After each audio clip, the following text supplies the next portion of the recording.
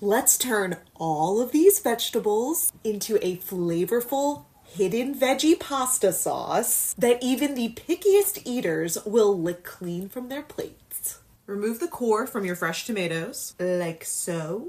A tool like this is great for getting those cores out easily. Roughly chop them and add them to your high-powered blender. 2.5 pounds of chopped tomatoes. Next, let's get the zucchini in on that action. Peel it, give this one a rough chop, and add it to your blender. And lastly, add this whole can of tomato paste. We're gonna blend this starting at a low speed, increasing to high until all of those tomato skins and seeds are totally pulverized. Sometimes if the tomatoes aren't cut just the right way, the blender can have some trouble starting. In those moments, either go for your tamper, try this first. I'm not gonna do that this time because I put tomato paste on top and I don't wanna get tomato paste all over this. If that doesn't work or that's not an option, add 1 cup of water to your blender to get it going. A little bit of water. That'll get that going. Voila! It's really helpful to chop all of the vegetables before you continue with this recipe. It just makes everything go so much smoother. Get out the rest of your vegetables, a cutting board, knife, and peeler. You're also going to want 2 mixing bowls, 1 medium, 1 small. And you can chop these veggies by hand if you wish, but having a food processor like this really helps speed up the process, especially if you're not the best at chopping vegetables like me. First step, peel those 12 cloves of garlic. Sometimes a little squishing under a cleaver helps you get that skin off much easier. Place each clove of peeled garlic right in your food processor. Once you have all your peeled garlic cloves in the food processor, just a few times until everything is nice and minced. Empty all this garlic into the small bowl. Next, get your onion goggles on and peel and chop 2 onions. None of these have to be chopped perfectly because they're going right in the food processor.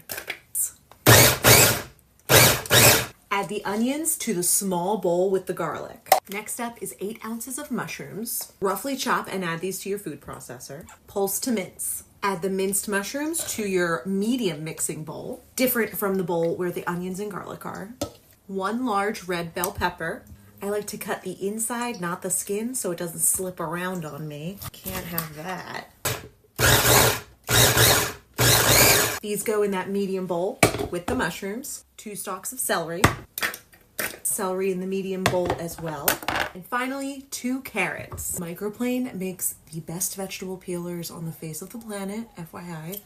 And again, add it to the food processor. Add it to that medium bowl with the celery, pepper, mushrooms. Now this recipe makes a large amount of sauce, at least 3 full 32-ounce jars. So grab the biggest soup pot you have. We're going to heat about 3 tablespoons of olive oil on medium-high heat until hot. And a little trick, just throw some droplets of water into that oil before you start heating it.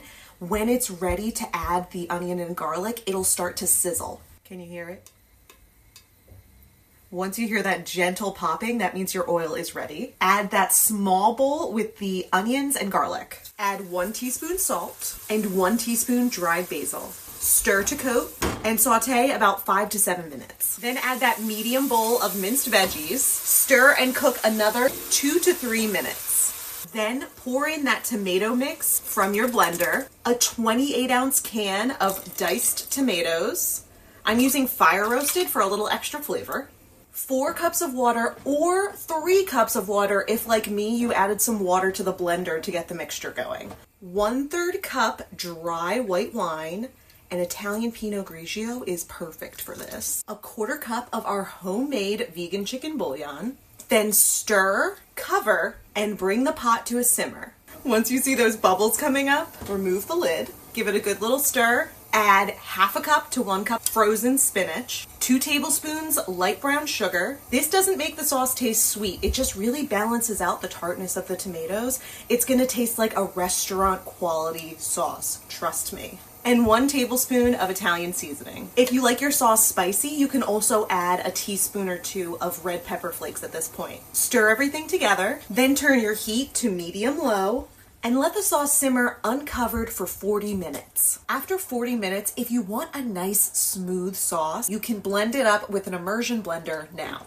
Stir again after you blend it. Turn the heat to low and let this cook for between 1 and 3 hours on the stove until it reduces in size and gets nice thick texture. And just make sure you stir it every now and then, making sure you pick up everything on the bottom and stir it completely. This is what the sauce looks like when it is done. As you can see, it has reduced a lot. It's nice and thick, mostly smooth, but it still has some chunks in there.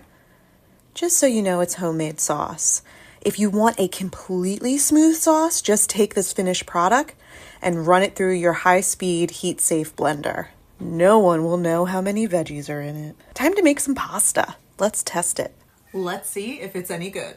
I love that flavor. If you grew up in Bucks County, Levittown specifically, you might know what I mean by this. This sauce, I swear, tastes just like Bob Alvino's.